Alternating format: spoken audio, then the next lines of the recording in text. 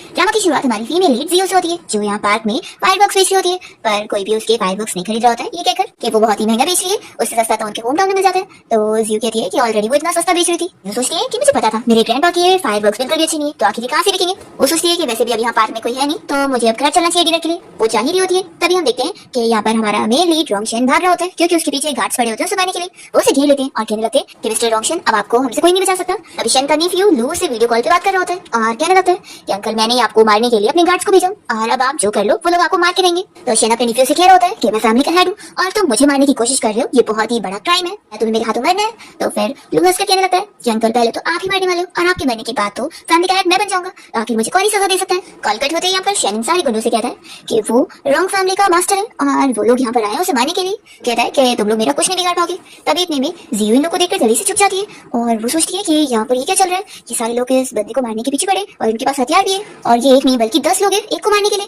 वो फिर उनकी काउंटिंग करती है और देखती है कि उतने ही उसके पास फायरवर्क्स भी रखे। फिर यहाँ पर शैनन सारे गार्ड्स को सबक सिखाने के लिए आगे बढ़ रहा होता है और वो लोग भी उसे मारने के लिए आगे बढ़ रहे होते हैं। पर इतने में यूं शैन को बचाने के लिए अपने सारे फायरवर्क्स को जला जलाकर उन सारे गार्ड्स को सबक सिखा रही होती है और वो लोग यहाँ पर फिर फायरवर्क्स से डर के भाग रहे होते हैं और जी यहाँ पर अपने फायरवर्क्स से उन लोग को और डरा के भगा रही होती है। तो ये देखकर शैन तो काफी शौक होता है और कहने लगता है कि आखिर ये पागल लड़की कहाँ से आ गई। तो फिर वो कहती है कि तुम खड़े क्या हो, भागो यहाँ से। पर वो तो बस उसे देखे जा रहा होता है। तभी जी उसका हाथ पकड़ती है और उसे फिर अपने साथ भगा के लेकर जा रही होती है। तो बस शैनन से दिखता रहता है और उसके साथ जा रहा होता है। वो सोचता है कि इन 30 सालों में उसने बस अपनी इस पोजीशन को बनाए रखने के लिए, अपने आप को प्रोटेक्ट करने के लिए अब तक बहुत फाइट किया है और वो तो इजीली सभी को हरा सकता है, लेकिन आज पहली बार है वो ऐसे भाग रहे हैं। वो जियो को देखकर सोचता है कि लेकिन सच में इस लड़की को देखकर तो मुझे इसके साथ भागने का मन करे। फिर जियो शैन को अपने घर पे ले आती है और कहने लगती है कि वैसे तो मेरा घर छोटा है, लेकिन ये अभी के लिए तुम्हारे लिए सेफ है। फिर शैन यहाँ आसपास की चीजें देखने लग जाता है। तभी जियो से कहती है कि अगर तुम चाहो तो आज रात के लिए यहाँ पे रह सकते हो और फिर तुम कल चले जाना।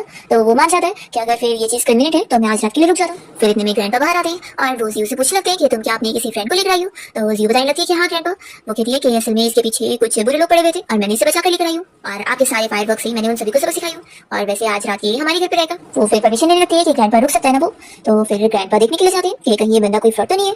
जैसे ही वो शैन को देखते हैं तो उसे पहचान लेते हैं कि ये तो मास्टर रोंगशन है और यहाँ पर शैन भी ग्रैंडपा को देखने के साथ ही पहचानता है कि जियो के ग्रैंडपा असल में उसके डैड के राइट हैंड मैन थे और मेरे डैड के जाने के बाद वो भी रॉन्ग फैमिली को छोड़कर चले गए थे। वो एक और चीज याद करता है कि उसके डैड के जाने से पहले मेरे नेफ्यू लू और इस ओल्ड मैन की ग्रैंड डॉटर जियो के साथ बचपन में मैरिज फिक्स करे थे। फिर वो यहाँ जियो को देखता है और सोचता है कि यानी ये लड़की कोई और नहीं बल्कि मेरी होने वाली मिस इन लॉ है। शैन मन में यही सोचता है कि ये चीज कितनी इंटरेस्टिंग है, मेरा नेफ्यू मुझे मारना चाहता है और उसकी होने वाली वाइफ ने मुझे बचाई है। और फिर शैन अपने नेफ्यू से बदला लेने के लिए मनी मन डिसाइड कर लेता है कि मेरे प्यारे नेफ्यू तुम मुझे मारना चाहते हो ना, तो ठीक है, अब मैं तुम्हारी वाइफ को ही तुमसे ले लूंगा। फिर जियो के ग्रैंडपा तो शैन के सामने झुकने जा रहे होते हैं पर वो उन्हें रोक देता है और कहता है कि क्या मैं आपके घर पे एक रात के लिए रुक सकता हूँ। तो फिर ग्रैंडपा तो तुरंत ही मान जाते हैं कि मिस्टर रॉन्ग आप ऑफ कोर्स रुक सकते हैं, लेकिन मेरा घर छोटा है तो बस आपको कोई तकलीफ ना हो। कहता है कि ठीक है फिर डिसाइड हो गया, मैं आज रात ही रुकूंगा। तो जियो सुन लेती है और कहती है कि फिर तो मेरे साथ अंदर चलो। वो उसे हाथ पकड़ के अंदर लेके जाती है और ग्रैंडपा फिर चैन की सांस लेते हैं और सोचते हैं कि मिस्टर रॉन्ग से जो भी पंगा लेता है वो बचता नहीं है। ऐसा उनके बारे में रूमर फैली हुई है। वो सोचते हैं कि कहीं ये मेरी ग्रैंड डॉटर के जरिए मेरे घर पे मेरा टेस्ट लेने तो नहीं है। फिर जियो शैन को यहाँ रूम में लेकर आ जाती है और कहती है कि आज रात के लिए तुम क्या इस रूम में रह लोगे। तो वो कहता है कि ऑफ कोर्स एंड तुम्हारा बहुत थैंक यू मिस।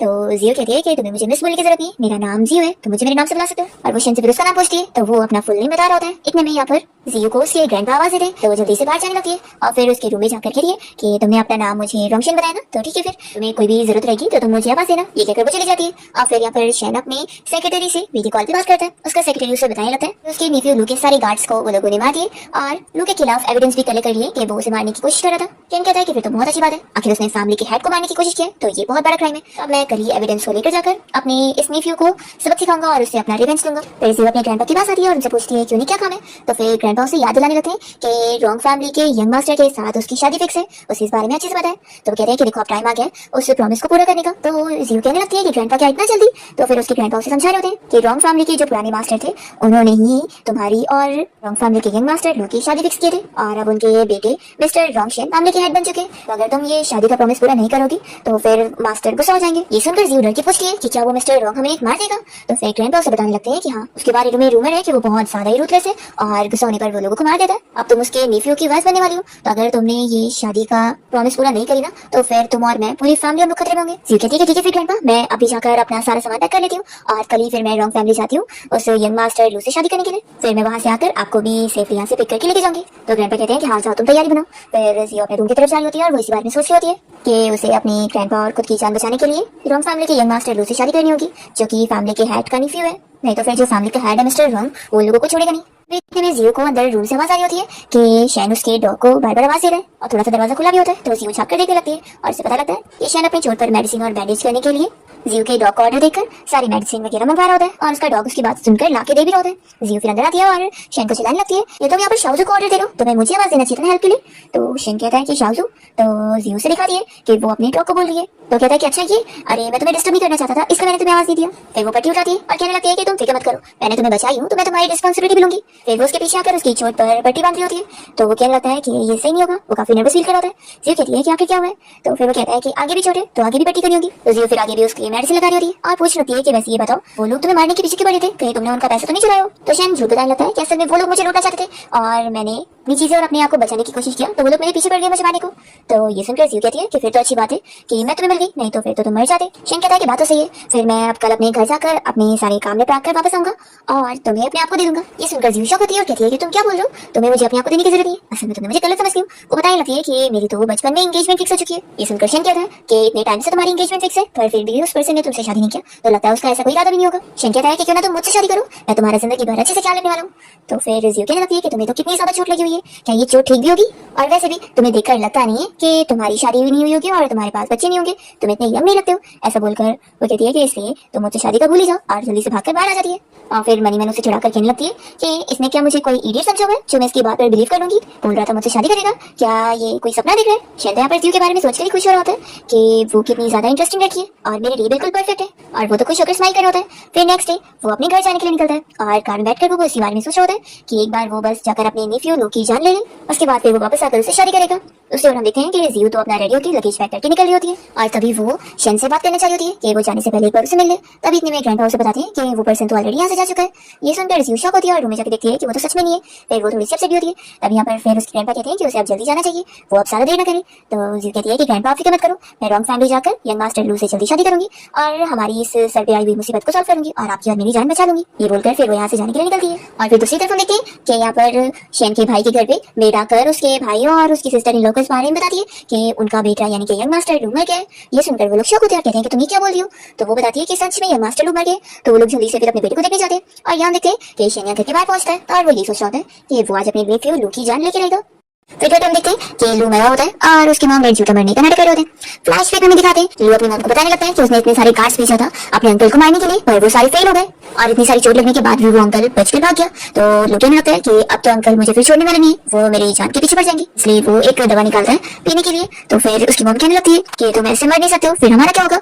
लू कहता है कि मॉम ये तो बस झूठा मरने का नाटक करने वाली दवा है, इसे पीने के बाद तो डॉक्टर भी मुझे चेक करके पता नहीं कर पाएगा कि मैं सच में मरा नहीं हूँ। उसे तो लगेगा कि मेरी हार्ट बीट नहीं चल रही है और बिल्कुल भी मैं हिल नहीं रहा हूँ और ठंडा हो क्यों, तो मैं मर गया हूँ, लेकिन ऐसा नहीं होगा, ये तो बस झूठ होगा। तो उसकी मॉम कहती है कि तुम ऐसा रिस्क कैसे ले सकते हो, अभी तो तुम्हारी शादी भी नहीं हुई ना बच्चे हुए। तो लू फिर कहने लग जाता है कि मॉम आपको तो पता ही है कि मेरे ग्रैंडपा ने ऑलरेडी मेरी शादी एक विलेज गर्ल से फिक्स करे और मैं मर जाऊंगा, लेकिन एक विलेज वाली लड़की से तो शादी नहीं करूंगा। लेकिन सोचो मेरी मरने वाली जब न्यूज फैलेगी तो ऑफ कोर्स है कि ये शादी भी टूट जाएगी और मैं बच जाऊंगा। तो लू की मम्मी से कहती है कि तुम फिक्र मत करो, मैं तुम्हारी हेल्प करूंगी और तुम्हारे लिए रास्ते बनाऊंगी। और फिर फ्लैशबैक खत्म होता है और इसी वजह से लू के मॉम डैड झूठा नाटक कर रहे होते हैं। तभी यहाँ पर शैन अपने गार्ड्स के साथ घर के अंदर आ जाता है। तो उसे देखकर फिर शैन का भाई अपने बेटे लू के लिए रोने का नाटक करते हुए कहने लगता है कि तुम यहाँ पर क्या मेरे बेटे को मारने के लिए आए हो, और या फिर कहीं ऐसा तो नहीं कि तुमने मेरे बेटे को मारा है। शैन कहता है कि मेरे ऊपर इल्जाम लगाने का आइडिया अच्छा है, लेकिन मैं बता दूं कि तुम्हारे इस बेटे ने कल मुझे मारने की कोशिश की है। वो अपने सेक्रेटरी को बोलता है और सेक्रेटरी फिर एविडेंस दिखा रहा होता है कि उनके पास प्रूफ है कि वो सारी कार्ड्स उसने भेजा था। तो यहाँ पर शैन का भाई कहने लगता है कि तुम कुछ भी मेरे बेटे के ऊपर इल्जाम मत लगाओ, मेरा बेटा यहाँ मरा हुआ है और तुम कह रहे हो कि उसने तुम्हें मारने की कोशिश किया। तो शैन कहता है कि भाई मैं कोई ब्लाइंड नहीं हूँ, इसने मेरी आंखों के सामने खुद ये चीज बोला है। तो शैन का भाई कहने लगता है कि लेकिन देखो मेरा बेटा सच में मर गया है। यहाँ पर मॉम भी नाटक कर रही होती है और कहने लगती है कि तुम्हें यकीन नहीं आ रहा है तो खुद चेक कर लो, मेरा बेटा सच में अब नहीं रहा। शैन फिर अपने सेक्रेटरी को चेक करने बोलता है और जब सेक्रेटरी लोग को चेक करता है तो फिर उसे बताता है कि ये तो सच में मर गया। शैन कहता है कि लगता है मुझे मारने के लिए गुंडे भेजकर ये कल खुद मर गया, सच में इसके साथ तो इतनी जल्दी करना हो गया। तो ये सुनकर शैन का भाई कह रहा होता है कि मेरा बेटा यहाँ मर गया जो कि तुम्हारा नेफ्यू भी था और तुम इसके लिए सैड होने के बजाय उसके ऊपर ऐसे इल्जाम लगा रहे हो। तो शैन कहता है कि भाई आप मुझे नुकसान पहुंचाना चाहते हैं, ये मैं अच्छे से जानता हूँ, तो मेरे सामने झूठा नाटक करने की जरूरत नहीं। और वो यहाँ पर फिर अपने भाई को सारे एविडेंस वगैरह दिखाता है कि उसके पास पूरा प्रूफ है कि उसके बेटे लू ने उसे मारने की कोशिश किया था। यहाँ पर शैन कहता है कि मेरा प्यारा नेफ्यू कितना अच्छा है, उसे मेरे ऊपर इल्जाम नहीं डालना था कि मैंने एल्डर होने के नाते अपने नेफ्यू को मार दिया, इसलिए उसने खुद ही लगता अपनी जान दे दी है। कितना समझदार है मेरा प्यारा नेफ्यू। तभी फिर सेक्रेटरी कह रहा होता है कि बॉस क्या इसकी बॉडी को लेकर चलना है। शैन कहता है तो वैसे भी अब ये मर गया तो इसे बस 30 लैशेस पड़ने चाहिए जो मैंने इसे पनिशमेंट देना था उसके तौर पे। ये सुनकर लू के मॉम डैड शॉक हो जाते हैं और मॉम कहने लग जाती है कि तुम कैसी बातें कर रहे हो, 30 लैशेस पड़ेगी तो ये तो जिंदा भी होगा तो भी मर जाएगा, या मेरा बेटा मर गया और तो भी तुम उसकी जान छोड़ नहीं रहे हो, कैसे हो तुम। आखिर तुम कितने ज्यादा ट्रू हो? तो शेन कहता है कि सिस्टर इन लॉ, आपका बेटा मुझे मारना चाहता था, तो आपको लगता है कि वो रूथलेस नहीं है बल्कि मैं हूँ। शेन का भाई भी अपनी बात को समझाने लगता है कि वो अभी सब नाटक ना करे। तो शेन की सिस्टर इन लॉ ये सोच रही होती है कि उन्हें तो ये डर लग रहा है कि कहीं वो दवा ठीक से काम नहीं करेगी और लैशेस बनने की वजह से उसके बेटे को कहीं होश आ गया, तो फिर वो लोग तो बड़ी प्रॉब्लम में फंस जाएंगे। फिर शेन सेक्रेटरी को ऑर्डर देता है कि यहाँ पर 2 लोग को भेजो इसे लैशेस मारने को। और शेन तो खुश हो जाता है कि जियो का फियांसे मर चुका है, तो वो ऑलरेडी अब फिर उससे शादी करेगी। फिर वो कार में बैठकर निकल जाता है जियो से वापस मिलने जाने के लिए, और इसी वक्त जियो भी कार से आ रही होती है और दोनों एक दूसरे को देख ही नहीं पाते। शेन अपने सेक्रेटरी से एडवाइस ले रहा होता है कि तुम्हें क्या लगता है एक क्रेजी लड़की के सामने क्या चीज उसे ज्यादा स्पेशल लगेगी, क्या मैं उसे व्हाइट रोज दूं? शेन अलग अलग ऑप्शन दे रहा होता है जो कि उसके सेक्रेटरी को पसंद नहीं आ रहा होता है। तो शेन कहता है कि रहने दो, वैसे भी मैं खुद ही इतना ज्यादा चार्मिंग हूँ और मेरे पास इतना पैसा है, तो मुझे यकीन है कि जियो को मैं और मेरे पैसे तो बहुत पसंद आएंगे। जियो तो कार से जाते हुए बस जेड पैंडेंट को देखकर ये सोच रही होती है कि उसकी जो रॉन्ग फैमिली के यंग मास्टर लोकेश साथ शादी फिक्स है वो उसके ग्रैंडपा और रॉन्ग फैमिली के ग्रैंडपा ने मिलकर फिक्स करी। तो वो सोचती है कि वो यंग मास्टर लू कहीं उसे शादी करने से मना तो नहीं कर देगा ना। दूसरी ओर शेन यहाँ पर ग्रैंडपा के घर पे पहुंचता है, तो ग्रैंडपा काफी डरे हुए होते हैं कि वो यहाँ पर वापस क्यों आए। तभी सेक्रेटरी बताने लगता है कि मिस्टर शेन आपको यहाँ पर थैंक्स करने हैं। तो ग्रैंडपा तो डर जाते हैं और कहने लगते हैं कि मैंने दोबारा से फैमिली का काम छोड़ने के बाद आप लोगों के बारे में कभी किसी कुछ नहीं बताया, तो प्लीज आप मेरी जान छोड़ दो। तो शेन कहने लगता है कि ओल्ड मैन मैं यहाँ पर तुम्हारी ग्रैंड डॉटर जियो और अपनी शादी का प्रपोजल लेकर आया हूँ। ये सुन के ग्रैंडपा तो शॉक हो जाते हैं और कहने लगते हैं कि लेकिन मेरी ग्रैंड डॉटर जियो की शादी तो तुम्हारे नेफ्यू लू के साथ फिक्स है ना। तो शेन बता रहा है कि लू तो ऑलरेडी मर चुका है। ये सुन के ग्रैंडपा भी शॉक हो जाते हैं कि मर गया, फिर तो जियो तो अभी रॉन्ग फैमिली गई है उससे शादी करने के लिए। ये सुनकर फिर शेन को भी गुस्सा दिए कि नहीं मैं ऐसा नहीं होने दे सकता हूँ। फिर वो अपनी सेक्रेटरी से डिस्कस करने लगता है कि उसे ऑलरेडी शक हो रहा है कि लू की जो मौत हुई है वो सस्पिशियस लग रही है। तो उसे फिक्र है कि कहीं जियो कोई प्रॉब्लम में ना फंस जाए, क्योंकि अगर उसे उन लोगों का कोई सीक्रेट पता लगता है तो वो उसे छोड़ेंगे नहीं। इसलिए मैं जा रहा हूँ उसे मिलने के लिए और तुम यहाँ पर ओल्ड मैन का ख्याल रखो। तो फिर सेक्रेटरी गार्ड्स को बोलकर जियो के ग्रैंडपा को लेकर जाना होता है। तो उसके बाद हम देखते हैं कि जियो यहाँ घर पे पहुंच जाती है और तभी लू के मॉम डैड को वो बताती है कि वो लू की फियांसी है और यहाँ पर उसे शादी करने आई है। तो फिर लू की मॉम कहने लगती है कि मेरा बेटा ऑलरेडी जिंदा नहीं रहा और तुम इससे शादी करोगी।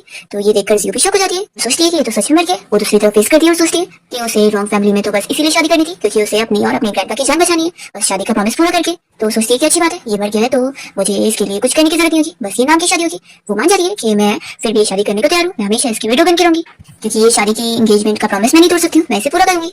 और फिर तभी में घर पे शेन के बहुत सारे कार्ड्स आ जाते हैं। जियो और लू के मॉम डैड को पकड़ लेते हैं और दूसरी तरफ फेस करवा के वो लू को 30 स्लैशेस मारना शुरू कर देते हैं और उस स्लैशेस की आवाज इन लोगों को भी आ रही होती है। जियो तो डर जाती है कि ये रॉन्ग फैमिली का हेड कितना ज्यादा डरावना है, उसका नेफ्यू मर भी चुका है तो भी वो उसे लैशेस मारने की सजा दे रहा है। वो सोचती है कि अब मैं इसकी विडो वाइफ बन गई हूँ तो फिर तो वो मिस्टर रॉन्ग मुझे भी तो नहीं छोड़ेगा ना। फिर गार्ड्स का जब 30 स्लैशेस मार के हो जाता है तो वो अपना काम करके चले जाते हैं और लू के मॉम डैड फिर यहाँ पर और रोने लग जाते हैं। जियो कहती है कि मरने के बाद भी लगता है इसे दर्द हो रहा होगा। फिर वो जैसे यहाँ पर लू को टच करती है तभी अचानक से उसका हाथ पकड़ लेते हैं। तो जियो डर जाती है कि ये क्या भूत बन गया। तो लू की मॉम जल्दी से उसे चुप कराने जाती है कि वो यहाँ पर आवाज ना करे। फिर लू को तो देखकर उसके डैड काफी शौक होते हैं कि तुम बस अपने अंकल को फूल बनाने के लिए झूठा मरने का नाटक कर देते। अगर इस बारे में आप शेन को पता लगेगा तो फिर तो वो तुम्हें भी नहीं छोड़ेगा और हमें भी नहीं। जब वो वापस से तुम्हारी बॉडी देखने आएगा तो हम क्या करेंगे। तो लू की मॉम कहती है कि हमारे पास एक और आइडिया, बस एक मरी हुई बॉडी की जरूरत है ना, तो उसका इंतजाम हो गया। और वो लोग यहाँ पर फिर जियो को मारने का प्लान बना लेते हैं और मेट्स फिर यहाँ पर बड़े से पर्दे को डालकर जियो का गला दबाने की कोशिश करती है। और दूसरी ओर शेन यहाँ कार से आ रहा होता है और उससे भी यहाँ पर फील होने लग जाता है कि जियो बहुत ज्यादा खतरे में है। फिर जियो का यहाँ पर दम घुट जाता है और वो गिरने लगती है। तभी पे में शेन यहाँ पहुंच जाता है और उसे पकड़ लेता है।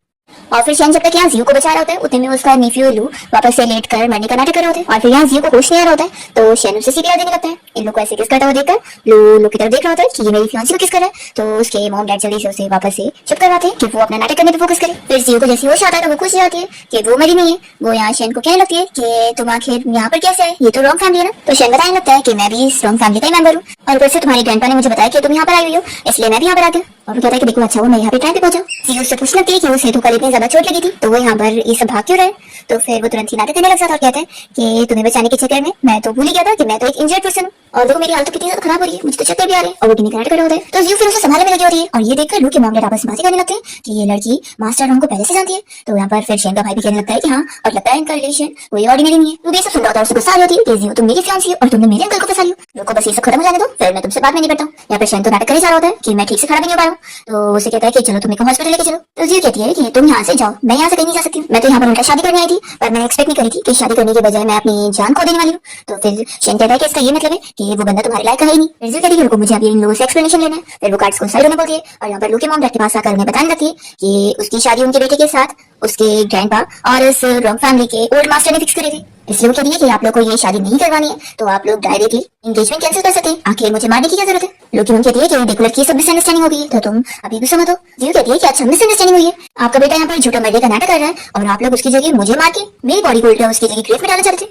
तो फिर लोकी मम कहती है कि तुम कैसी बातें कर रही हो, हमारा बेटा यहाँ मरा पड़ा है और तुम हम पर झूठा इल्जाम लगा रही हो, तुम तो कितनी झूठी हो, तुम्हारे ग्रैंडपा तो इतने सच्चे और अच्छे थे और देखो तुम कैसी निकली, तुम हम पर झूठा इल्जाम लगा रही हो। तो जियो कहती है कि मैंने कोई झूठी बोली और ना ही मैंने कोई इल्जाम लगाई हो, मैंने अपनी आंखों से देखी थी कि अभी ये खड़ा था। वो लू को ऐसे मरा पड़ा हुआ देखकर फिर सोचने जाती है कि ये आखिर वापस से मर कैसे गया, मैंने तो अपनी आंखों से देखी थी। तो लू के डैड चिल्ला रहे होते हैं कि तुम कुछ भी झूठा बोले जा रही हो। तो जियो कहती है कि ये सच में मरा है कि नहीं ये तो चेक करके पता लग ही जाएगा, तो फिर चेक करना तो बनता ही है। तो लू के मम डैड तुरंत ही कहने लगते हैं कि हम अपने बेटे को तुम्हें देखने नहीं देंगे, आखिर उसे सबसे ज्यादा अपनी इमेज की पड़ी थी और अब वो इस दुनिया में नहीं रहा, तो उसकी बॉडी को हम ऐसे किसी को भी हाथ नहीं लगाने देंगे। जियो कहती है कि आप लोग मुझे चेक नहीं करने दे रहे हैं, इसका ये मतलब है कि इसे कुछ भी नहीं हुआ है और लू मरा ही नहीं है, आप लोग झूठा नाटक कर रहे हैं। फिर यहाँ शेन तो खुश आता है कि उसका ये न्यू फ्यू अभी मरा नहीं है, तो उसे सजा देना तो बनता ही है। वो फिर जियो के पास आकर कहने लगता है यार ये तो सच मर गया। तो जियो कहती है कि तुम्हें दिख नहीं रहा कि ये लोग कोई भी झूठे बकवास कर रहे हैं, ये सब सच नहीं है, ये सच में जिंदा है। तो शेन फिर कहने लगता है कि जियो जब लू के मम डैड चाहते हैं कि वो मर जाए तो हमें उनकी विश पूरी करनी चाहिए। ये सुनकर जियो शॉक होती है कि क्या बोल रहे हैं। फिर इतने में सारी मेट्स बताने लगती है कि फ्यूनरल हॉल वाले आए हैं इसकी बॉडी लेके जाने को। तो लू के मम डैड ये सुनकर शॉक हो जाते हैं। जियो फिर शेन से कहने लगती है कि तुम जल्दी से रोको इन्हें,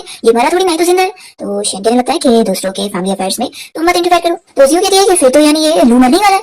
तो शेन बताने लगता है इसने आखिर फैमिली के हेड को मारने की कोशिश की तो इसे तो मौत की सजा मिलनी है और तुम्हें दिख नहीं रहा देखो मुझे कितनी ज्यादा चोट लगी है, अगर मेरा ट्रीटमेंट नहीं हुआ ना तो मैं भी जी नहीं पाऊंगा। और तुम्हें याद है ना तुमने मुझे बोली थी कि तुम मेरे लिए रिस्पॉन्सिबल होगी, कहीं ऐसा तुम्हें क्या तुम भूल गई हो। तो जियो कहती है कि मैं नहीं भूली हूँ। तो शेन कहता है कि ठीक है फिर हम लोग चलते हैं यहाँ से और वो उसे लेकर जाने लगता है और वो यहाँ से जाते हुए अपनी सेक्रेटरी को लू को सबक सिखाने का ऑर्डर दे देता है और साथ ही साथ वो जो मेट्स जियो को मारने की कोशिश कर रही थी उनको भी वो मारने का ऑर्डर देता है कि उनके हाथ तोड़ दो। फिर यहाँ जैसे ही शेन जियो को कार के पास आता है तो वो कहने लगती है कि अगर लू को ग्रेव में डाल दिया जाएगा तो ऐसे तो वो मर जाएगा ना, तो मैं ऐसे नहीं जा सकती हूँ, मैं भी कार में नहीं बैठूंगी। तो फिर वो कहने लगता है कि तुम आखिर उसके बारे में क्यों सोच रही हो। उसे बताता है कि मैंने तुम्हारे ग्रैंडपा को भी यहाँ पर लेकर आ गया हूँ क्योंकि वहाँ कंट्री साइड में उनका अकेले रहना सेफ नहीं होता, इसलिए मैंने उन्हें यहाँ पर लेकर आ गया ताकि फिर तुम्हें भी कोई प्रॉब्लम ना हो। ये सुनकर जियो भी खुश होती है। फिर वो कहने लगती है कि लेकिन आखिर हम लोग थोड़ी ना ज्यादा रखने वाले। शेन कहता है कि आखिर क्यों। तो जियो बताने लगती है कि मैं रॉन्ग फैमिली में शादी करने के लिए आई थी लेकिन अब शादी नहीं हो पाई तो मुझे और मेरे ग्रैंडपा को तो यहाँ से वापस आना होगा ना। तो शेन कहता है कि मैं भी रॉन्ग फैमिली का मेंबर हूँ तो क्यों ना तुम मुझसे शादी कर लो, ऐसे तुम भी अपना प्रॉमिस पूरा कर लोगी और मैं भी कर लूंगा अपनी फैमिली का जो मुझे एहसान चुकाना था जान बचाने का। जियो तो काफी शौक होती है कि तुमसे शादी कर लूं, आखिर तुम रॉन्ग फैमिली के कौन से ब्रांच से।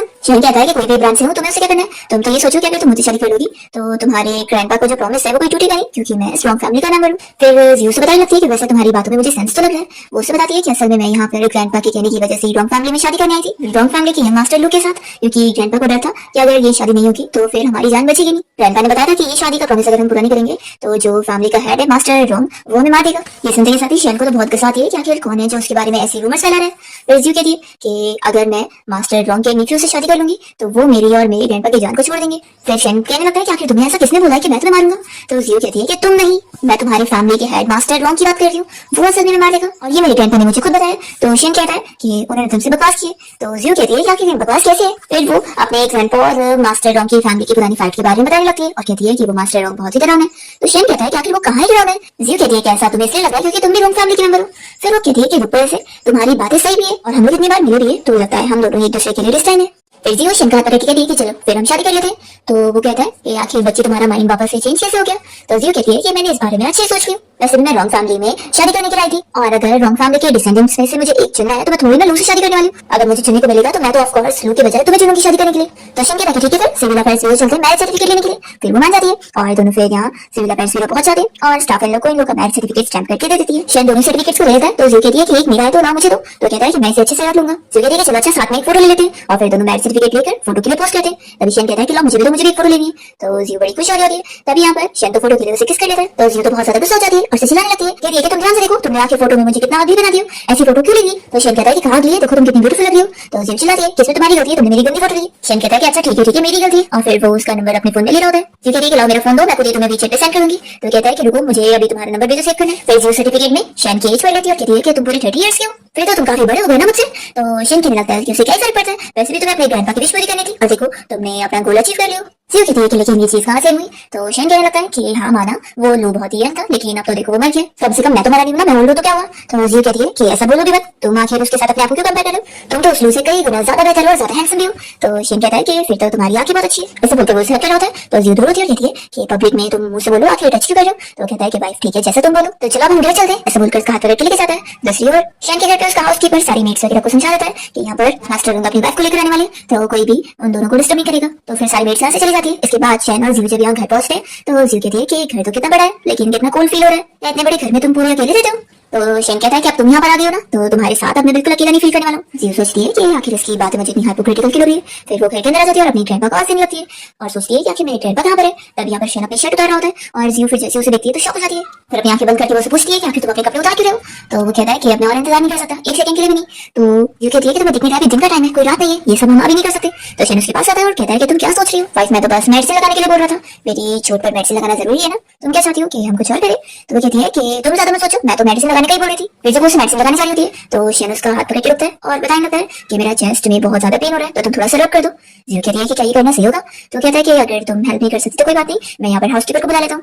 तो जियो कहती है कि नहीं मैं हेल्प कर दूंगी ना, आखिर हमारी शादी हो चुकी है और हम लोग अब लीगली मैरिड है, मैं तुम्हारी मसाज में हेल्प कर दूंगी। और फिर वो उसे यहाँ पे रब करने लग जाती है और सोचती है इसके मसल्स तो कितने अच्छे हैं और मैंने तो कभी सोची भी नहीं थी कि मुझे इतना ज्यादा अच्छा हस्बैंड फ्री में मिल जाएगा। शेन फिर यहाँ जियो को और अपने आप को टच करने लगता है। तो कहती है कि रुको मैं तुम्हें मेडिसिन लगा देती हूँ। तो शेन उसके ऊपर आता है, कहता है कि तुम अगर मुझे टच नहीं करना चाहती तो कोई बात नहीं, हम कुछ और कर लेते हैं। तो जियो फिर पहले कह देती है कि ये मेरी फर्स्ट किस है तो प्लीज जेंटली करना। शेन फिर उसे किस कर रहा होता है और तभी इतने में यहाँ पर जियो का डॉग आ जाता है। तो उसे देखकर वो तो जल्दी से शेन को पुश कर देती है और अपने डॉग के साथ खेलकर खुश हो रही होती है। तो शेन कहता है कि तुमने आखिर एक डॉग के लिए मुझे दूर कर दी। जियो कहती है कि ये कोई डॉग नहीं है, मैंने तुम्हें बताई थी ना कि इसका नाम शाओ है। शेन कहता है कि ठीक है शाओ, लेकिन तुम्हें ये शाओ मुझसे ज्यादा इंपॉर्टेंट है।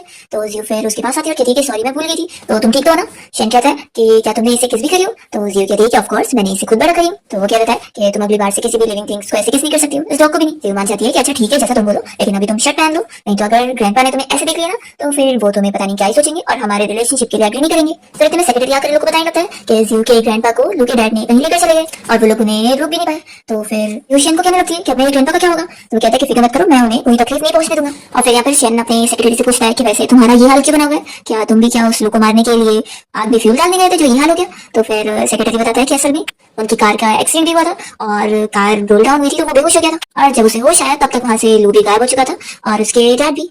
शेन कहता है कि सच में कितना बड़ा रिस्क लिया इन लोगों ने। सेक्रेटरी पूछा होता है कि बॉस क्या हम अपने और भी लोगों को लेकर जाएं रोकने के लिए। तो शेन कहता है कि रहने दो, आखिर उस लोग की जान छोड़ने का वो लोग मुझे क्या रीजन देने वाले, वो लोग कुछ नहीं कर सकते। फिर इतने में बाहर से फायर क्रैकर की आवाज आ रही होती है। तो जियो कहती है कि आखिर फायर क्रैकर की आवाज। शेन कहता है कि चलो बाहर चल के देखते हैं। जैसे लोग बाहर आते तो शेन अपने ग्रैंडपा को देखकर कहता है कि ग्रैंडपा आप आए, उन्हें अंदर आने बोलता होता है। तो ग्रैंडपा कहने लगते हैं कि मेरे साथ बहुत सारे गेस्ट हैं तो रहने दो, मैं अंदर नहीं जाऊंगा। वो बताने लगते हैं कि कल रात मेरे सपने में तुम्हारे डैड आए थे और वो बहुत ज्यादा सैड थे। तो मैंने उनसे पूछा कि आखिर वो इतने सैड क्यों है, तुम तो आखिर इस फैमिली को अच्छे से संभाल रहे हो। तो फिर वो अपना फेस छिपा के रोने लगे और कहने लगे आखिर क्या इसमें अच्छी बात है, तुमने और तुम्हारे भाई ने एक दूसरे के साथ झगड़ा मोल ले लिया और एक दूसरे को मारने की कोशिश कर रहे और इसी बीच में ग्रैंडसन की भी जान चली गई है। तो यहाँ पर फिर शेन का भाई यानी कि लू के डैड भी रो रहे होते हैं और कहने लगते हैं उन्हें बहुत बुरा लग रहा है कि वो अपने भाई के साथ फाइटिंग कर रहे हैं और ये उनके डैड को अच्छा नहीं लगा। तब यहाँ पर जियो इस बारे में शेन से पूछती है कि ये लोग आखिर रोने के लिए तुम्हारे पास क्यों आए, आखिर ये लोग फैमिली के हेड मास्टर रोंग के पास क्यों जा रहे। तो शेन कहता है कि असल में मैं मास्टर रोंग के लिए अच्छा काम कर रहा हूँ ना। तो जियो कहती है कि फिर संभल के कहीं तुम मास्टर रोंग को गुस्सा मत दिला देना। तो शेन को तो मन जियो की बात पर हंसी आ रही होती है और वो उसे पीछे कर देता है। तो यहाँ पर लू की मॉम रोने धोने का नाटक करते हुए ग्रैंडपा के सामने कही जा रही होती है कि उनकी बेटी लू के ऊपर झूठा इल्जाम लगा है, उसने तो कभी भी मास्टर रोंग को मारने की कोशिश नहीं किया और ये सब बस मिसअंडरस्टैंडिंग है। तो ग्रैंडपा कहते हैं कि अच्छा ठीक है रोना बंद करो, वैसे भी मेरा कल रात का जो सपना था उस सपने के हिसाब से लू अब वापस आ जाएगा, मेरे पूर्वजों ने कहा है कि वो लोग उसकी सोल को रिटर्न करने वाले हैं। फिर तभी यहाँ पर लू पहुंच जाता है और अपने डैड से कहने लगता है कि डैड आप रो मत, मैं फाइनली आ गया हूँ। और वो फिर शेन के सामने एक्टिंग करते हुए कह रहा होता है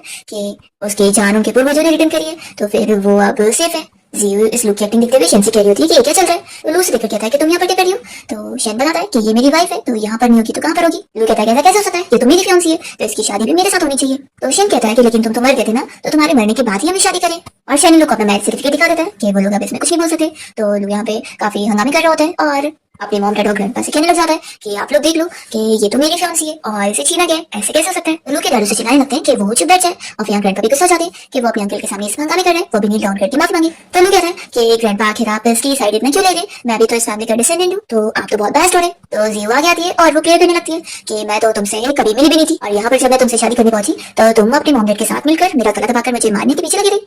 वो तो अच्छा हो मैं बच गई और तुम मर गए थे, उसके बाद ही मैंने फिर शेन के साथ शादी करी और तुम जब मर गए थे तो हमारी एंगेजमेंट तो ऑलरेडी खत्म हो गई थी। तो फिर तुम्हारे जाने के बाद मैंने अगर शेन से शादी कर ली तो वो बिल्कुल सही चीज थी और ये तो होना ही था। तो अब तुम झूठा इल्जाम लगाना बंद करो, किसी ने किसी का भी प्यार नहीं चुराया है। तब बोलकर जियो तो उसी के सामने शेन का हाथ पकड़ी होती है। तो वो कहता है कि तुम्हारे ग्रैंडपा तो बहुत ही ट्रस्टवर्थी माने जाते हैं ना, तो जब उन्हें पता लगेगा कि तुमने अब किसी और से शादी कर ली हो तो क्या वो इस चीज को अलाउ करेंगे।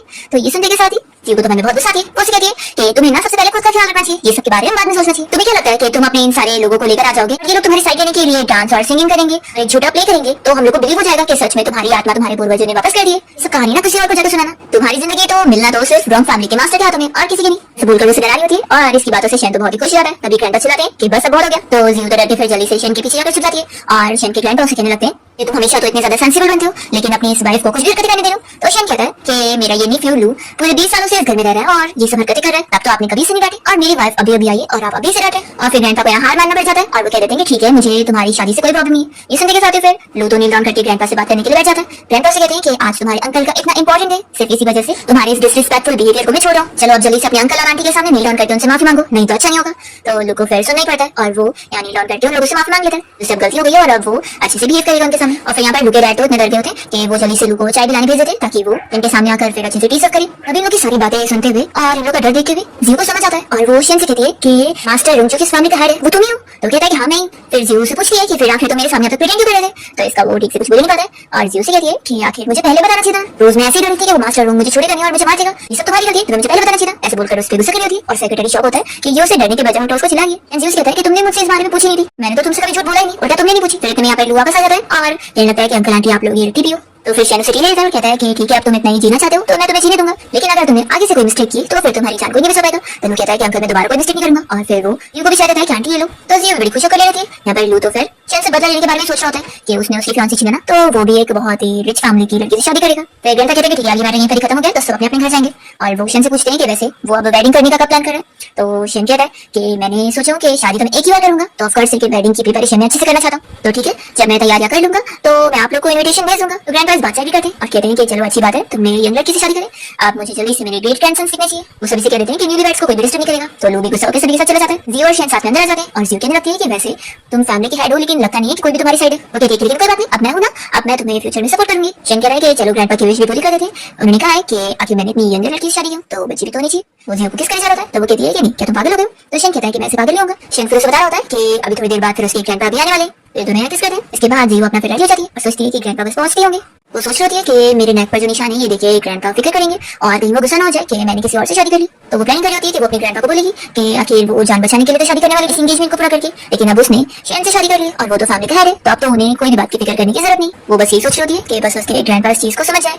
फिर इतने में उसकी डॉग की आवाज आती है। तो जीव अपने डॉग को लेकर खुश होती है कि फिर तो ग्रैंडपा भी आ गए होंगे। तभी उसके ग्रैंडपा आ जाते हैं तो वो काफी रोने का नाटक करते हुए कहने लगती है कि ग्रैंडपा हमें किसी भी बात की फिक्र करने की जरूरत नहीं, हम सारे खतरे से बच गए। तो ग्रैंडपा उसके सर पे थोड़ा सा मारते हैं। ये देखकर शेन कहने लगता है कि उल्टा अगर आपको कोई भी बात से गुस्सा है तो आप मुझे मार सकते हैं पर उसे मत मारो। तो ग्रैंडपा तो उसे डरे होते हैं और फिर ये लोग बैठकर बातें करते हैं। या फिर जीव फिर अपने ग्रैंडपा को सब डिटेल बताने लगती है कि कैसे वो जब यहाँ पर आई थी तो उसका फियांसी लू मरने का नाटक कर रहा था और फिर वो लोग मिलकर उसे मारने लगे थे और उसकी वजह से उसके गले पे निशान भी आ गए। वो कहते हैं कि देखो ग्रैंडपा अभी भी दर्द हो रहा है। शेन दोबारा जब उसकी चोट के निशान देखता है तो उसे बहुत गुस्सा आती है कि मैंने उन लोगों को इतनी कम सजा दिया, उन इडियट्स को तो छोड़ने वाला नहीं है। फिर वो गुस्से में चला जाता है और तभी यहाँ पर ग्रैंडपा जीव से कह रहे होते हैं कि तुम फिक्र मत करो, मैं तुम्हें इसके लिए बिल्कुल भी नहीं कर रहा हूँ क्योंकि प्रॉमिस उन्होंने तोड़ा शादी का। तो अगर तुम्हें दूसरी से शादी कर दी तो कोई बात नहीं, बस ये कि मैंने ओल्ड मास्टर से प्रॉमिस किया था तुम्हारी शादी के लिए, लेकिन कोई बात नहीं, मैं मरने के बाद जब उनसे मिलूंगा तो उनसे जाकर माफी मांग लूंगा। तो जीव कहती है कि अरे आप फिक्र मत करो, देखना ओल्ड मास्टर आपको कोई ब्लेम नहीं करने वाले, आप ज्यादा सोच रहे हैं। फिर इतने में शेन आकर ग्रैंडपा को चाय देने लगता है और कहता है कि ये लो आप पियो। तो ग्रैंडपा तो जल्दी से खड़े हो जाते हैं कि आपको मुझे कुछ चाय देने की जरूरत है। तो फिर शेन कहता है कि अब मैं जूनियर हूँ और आप बड़े। ग्रैंडपा कहने लगते हैं कि नहीं ऐसे कैसे हो सकता है। तो फिर शेन कहता है कि आप फिक्र मत करो, मैं कह रहा हूँ ना। फिर जीव कहती है कि शेन तुम बाहर जाओ, मुझे अभी ग्रैंडपा से बात करनी है। तो फिर वो चला जाता है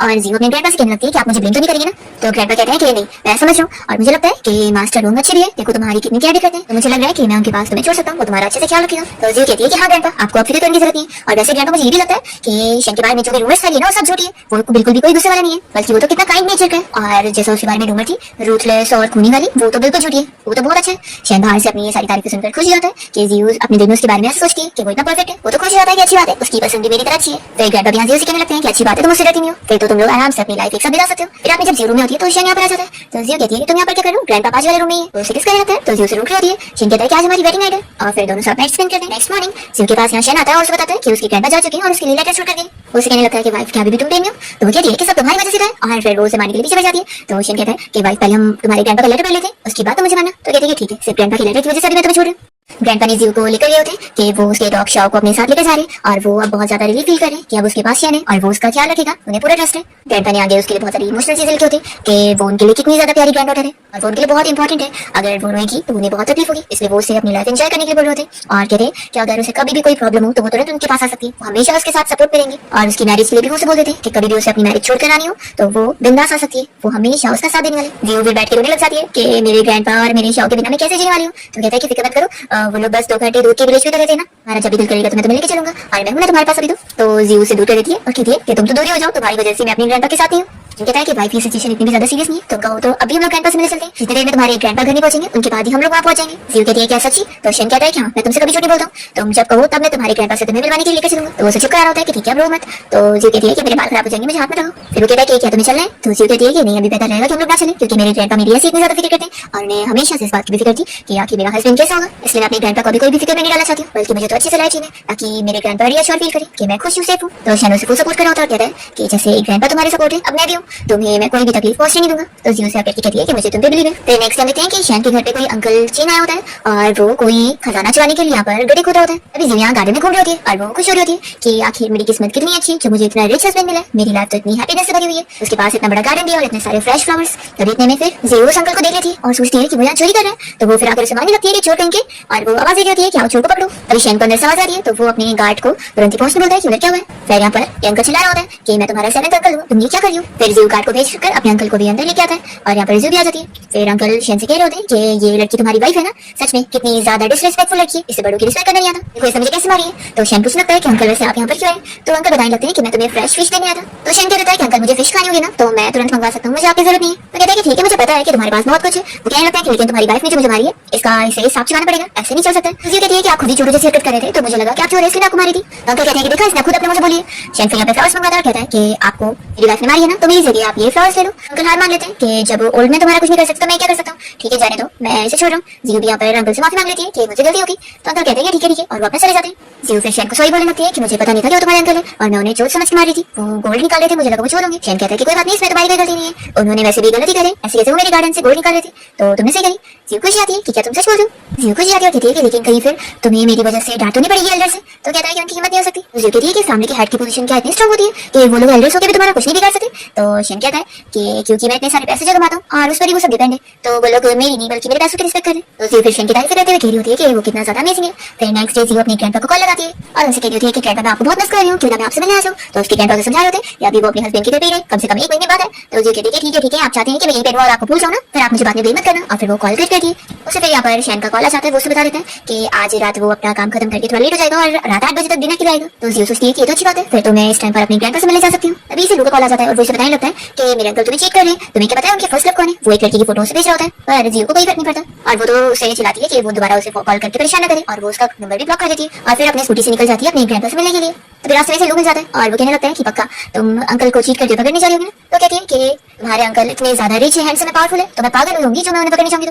तो लू कहता है कि तुम्हारा क्या मतलब है, क्या तुम ऐसी उन्हें चीट करने दोगी और ऐसी होगी उनके साथ, तुमने क्या उनसे पैसों के लिए शादी करी हो। तो जियो कहती है कि ऑफ कोर्स तुम्हें क्या लगा था प्यार की वजह से। तो सोचता है कि कितनी लाची लड़की लेकिन मेरे अंकल इससे इतना प्यार करते हैं, सोचता है कि मैं इसकी रेपुटेशन खराब कर दूंगा तो अंकल को कितनी ज्यादा गुस्सा आएगी ना, उनसे मैं बदल लेके रहूंगा। जियो की स्कूटी में चुपके से ट्रैकर छुपा देता है और जियो जब चली जाती है तो ये सोच रहा होता है कि अब ऐसे सबक सिखाता हूँ। वो अपने फ्रेंड्स लोग को जियो का लोकेशन ट्रैक करने के लिए देता है कि वो लोग जाकर उसे सबक सिखाए। जियो रास्ते में उस ट्रैकर को निकालकर उसे दूसरी स्कूटी में लगा देती है और सोचती है कि वो मेरे साथ ये चूहे बिल्ली का खेल खेलना चाहता था, लेकिन ये खेल मेरे लिए बहुत पुराना है। रास्ते में लू और उसके फ्रेंड जब जियो को पकड़ने जाते हैं उसे परेशान करने के लिए, तभी उन लोगों को पता लगता है कि ये तो जियो नहीं बल्कि कोई और ही डिलीवरी बॉय। फिर दूसरी ओर देखते हैं कि जियो जब ग्रैंडपा के घर पहुंचती है तो वो उसे डांटने लगते हैं कि वो यहाँ बिना बताए शेन को यहाँ पर आ गई है, उसे अभी वापस उसके घर जाना चाहिए और वहाँ पे अच्छे से रहना चाहिए उसके साथ, क्योंकि ऐसे वो यहाँ पर आ जाए करेगी तो वो कोई भी प्रॉब्लम में भी पड़ सकती है और वो उसकी फिक्र करेगा। तो जियो कहती है कि ठीक है ग्रैंडपा में जाती हूँ और ग्रैंडपा फिर उसे भेज देती है। रास्ते में जाते हुए जियो शेन से कॉल पर बात कर रही होती है और उसे बता देती है कि वो वापस घर रिटर्न हो रही है। तभी रास्ते में कार रुकती है तो वो उसे बता देती है कि 2 कार ने उसे ब्लॉक कर दिए। तो कहता है कि फिक्र मत करो, मैं तुम्हारे पास के एरिया में मैं आ रहा हूँ। ये गुंडे असल में वही लोग होते हैं और वो सभी मिलकर यहाँ पर जियो को परेशान करने होते हैं। तो जियो सभी को बताने लगती है कि वो लोग उसे पंगे नहीं ले सकते, वो असल में मास्टर रूम की वाइफ है। ये सुनकर लू के फ्रेंड्स डर जाते हैं कि ये बात तो लू ने उन्हें बताया नहीं था। तुरंत शेन यहाँ पर पहुंच जाता है तो लू जियो के गले पे चाकू रखकर उसे डराने लगता है कि अंकल अगर आप आगे बढ़े तो मैं इसे छोड़ने वाला नहीं हूँ। तभी यहाँ पर उसके जो फ्रेंड्स है वो उसके सर पे हेलमेट मार के जियो को बचा लेते हैं और जियो जल्दी से शेन के पास आ जाती है। वो लोग लू से कहते हैं कि तुम तो हमें बुरा फंसाने वाले थे, मास्टर रूम से हमें पंगा नहीं लेना, तुम ही लो। फिर शेन और जियो साथ में जाने वाले होते हैं। तभी इतने में लू जल्दी से आकर शेन को जियो की वॉइस रिकॉर्डिंग सुनाने लगता है, जब वो उसे कह रही थी कि उसने कोई शेन से प्यार के लिए शादी नहीं की बल्कि पैसों के लिए की है। और वो कहने लगता है कि अंकल ये बहुत ही ज्यादा लालची लड़की है और ये सब आपको बस फूल बना रही है। तो शेन कहता है कि तुम कौन होते हो बोलने वाले, मैं तुम्हारी बात पे बिल्कुल बिलीव नहीं करने वाला, और अच्छी बात है ना मेरे पास पैसा है और उस पैसे से प्यार होता है, मुझे कोई फर्क नहीं पड़ता। और फिर वो कार में बैठकर जा रहा होता है तो लोग कहने लगता है कि अंकल आप मेरा कुछ नहीं कर सकते, मेरे ग्रैंडपा और मेरे डैड मेरे साइड है। क्योंकि शेन फिर से डराने के लिए बस उसे कार से हिट कर देते हैं और जियो के साथ जाने लगते हैं। जियो डरी होती है तो कहता है कि फिक्र मत करो, मैंने उसे मारा नहीं। तो वो सोचती है कि कहीं गुस्से में ये किसी दिन मुझे भी ऐसे ना मारे। वो उसे एक्सप्लेन करने लगती है जो उसने लू को बोली थी, वो सब उसे जानबूझ के गुस्से दिलाने के लिए बोली थी और वो तो उसके लिए फीलिंग्स रखती है। तो शेन पूछ रहा होता है कि क्या तुम मुझसे प्यार करती हो। जियो फिर कुछ नहीं बोल पाती है और कहती है कि लेकिन मैं ट्राई कर रही हूँ ना। तो शेन इसी बात से खुश होता है और सोचता है कि वो कभी उसे अपने पास से जाने नहीं देगा और हमेशा उसके साथ ही रहेगा। ये लोग जब घर पहुंचते हैं तो शेन की चाइल्डहुड स्वीट हार्ट लेने आई होती है और वो लोगों को अलग करने की काफी कोशिश कर रही होती है, पर जियो यहाँ पर शेन के साथ ही खड़ी रहती है और उस लड़की को बहुत सारी बातें सुनाता है, उससे अच्छे से बदल रही होती है और शेन भी फिर उसे यहाँ से जाने के लिए बोल देता है और जियो से सब क्लियर करता है कि वो जो भी बोली थी सब झूठ था। फिर नेक्स्ट डे शेन के अंकल और लू के मॉम डैड मिलकर शेन की फैमिली हेड की पोजीशन छीनने के लिए काफी प्लानिंग करते हैं और सोचते हैं कि लोगों ने उसे किडनैप कर लिया। वो लोग उसे चुपके से खूब मार रहे होते हैं उसे सबक सिखाने के लिए, पर जब खोलते तो इन्हें पता लगता है कि इन लोगों ने अपने बेटे को ही सबक सिखाया। ये रूमर यहाँ पर जियो तक भी पहुंच जाती है कि शेन को काफी मार पड़ी है और उसे चोट लगी है। तो डॉक्टर जब यहाँ शेन को चेक करने आई होती है तो जियो इसी बारे में डरी होती है कि शेन को कुछ हो चुका है। तो यहाँ पर शेन उसे क्लियर करता है कि ऐसा कुछ भी नहीं है। शेन और जियो की तो मैरिज लाइफ बहुत ही अच्छी चल रही होती है और फिर शेन को सपना आता है कि बचपन में कैसे उसके पेरेंट्स उसे बहुत ही बुरे तरीके से ट्रीट करते थे और कभी उसे प्यार नहीं करते थे, लेकिन वो सोच लेते हैं कि जब उसका बच्चा होगा तो वो उसे बहुत प्यार करने वाला है। वो जियो को नींद में उठाकर कहने लगता है कि उसे एक बेबी चाहिए। तो फिर वो उसे यहाँ प्रेगनेंसी रिपोर्ट दिखाती है और कहती है कि देख लो हमारा बेबी होने वाला है, अब मुझे सोने दो। शेन तो बहुत ज्यादा ही खुश जाता है और जियो से नींद में बातें करे जा रहा है तो वो तो परेशान हो जाती है कि मैन भी कितने पागल होते हैं। और फिर कुछ साल बीत जाते हैं और हम देखते हैं कि शेन और जियो के बच्चे बड़े भी हो गए होते हैं और वो लोग यहाँ गार्डन में खेल रहे होते हैं और घंटा भी इन लोग के साथ होते हैं। इसी के साथ ही इस ड्रामा की हैप्पी एंडिंग हो जाती है।